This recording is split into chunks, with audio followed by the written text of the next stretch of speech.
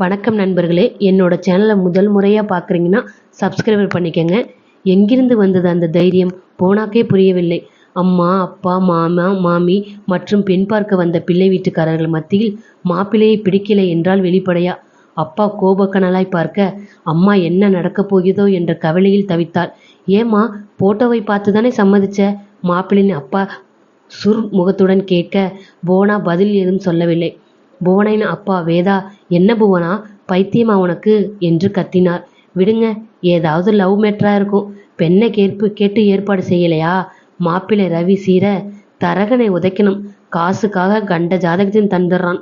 ரவியின் அக்கா திட்டினாள். என் பையனுக்கு என்ன மகாராஜா, எத்தனையோ பெண் கிடைப்பா, வாடா என்று அப்பா எல.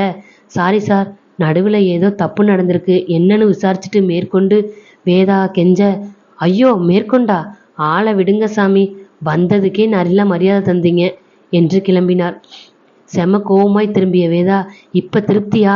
எத்தனை நாள் என்னை அவமானப்படுத்துன்னு பிளான் பண்ணின என்று கத்தினார். ஐயோ அப்பா, நான் எப்படி அப்படி நினைப்பேன் என்று அழுதால் போனா. பின்ன என்னடி, மாப்பிள்ளைக்கு என்னடி குறைச்சல்? அழகா லட்சணமா இருக்கான், கை நிறைய சம்பாதிக்கிறான், நல்ல குடும்பம். அம்மாவும் கோவிச்சுக்கிட்டாள். ஆனால் தயங்கினால் போனா. ஆனால் என்னடி? ஆனால் நீ வேற யாராவது மனசுல வச்சிருக்கியாடி, சொல்லு. அம்மா அழுதாள். அம்மா அழாதம்மா என்று போனா தேற்றினாள். அழாத, என்னடி பண்றது? நீ செஞ்ச வேலைக்கு அம்மா புலம்பதான் செய்யணும்.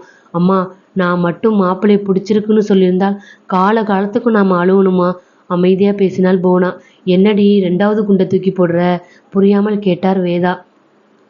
ஆமாப்பா, மாப்பிள்ளை கெட்டவர், தப்பானவர், அழுத்தமாய் சொன்னால் போனா. அப்படின்னா அதிர்ச்சி அம்மா கேட்க, குடி, சூது, பல பெண்களோட சவகாசம் உள்ளவர். அவரை கட்டிக்கிட்டு நான் எப்படி நிம்மதியாக வாழப்படும் என்று போனா கேட்டாள். மாப்பிள்ளை கெட்டவர்னு உனக்கு எப்படி தெரியும்? நீ சொன்னா நான் நம்பிடுவேனா? ஒத்துக்கொள்ள முடியாமல் கேட்டார் வேதா. யார் சொன்னா நம்புவீங்க? நான் விசாரிச்ச வரைக்கும் மாப்பிள்ளை நல்லவர். யார் சொன்னாலும் நம்ப மாட்டேன். மாப்பிள்ளையோட அம்மா சொன்னா நம்புவீங்களா? என்ன சொல்ற நீ? சட்டென்ன சுவர் மேல் சாய்ந்தார் வேதா. என்னடி இது, 3வது குண்டா இருக்கு? அம்மா அதிரா.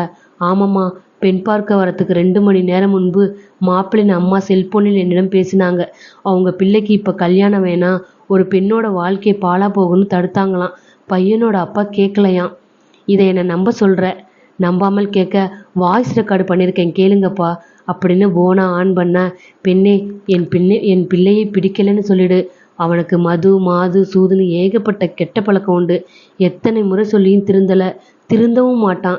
என் புருஷனோட தங்க மகளை அவனுக்கு தரேன்னாங்க. அவன் நல்லா இருக்கணும்னு சம்மந்தம் பண்ணலை.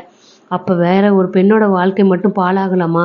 என் பிள்ளை உனக்கு நல்ல புருஷனா இருக்க மாட்டான், வேண்டான்னு சொல்லிடு போதுமா என்று புவனா கேட்க, இப்படியும் ஒரு நல்ல மனுஷியா என்று வாயெடுத்து பிரமித்து நின்றனர் புவனாவின் பெற்றோர்.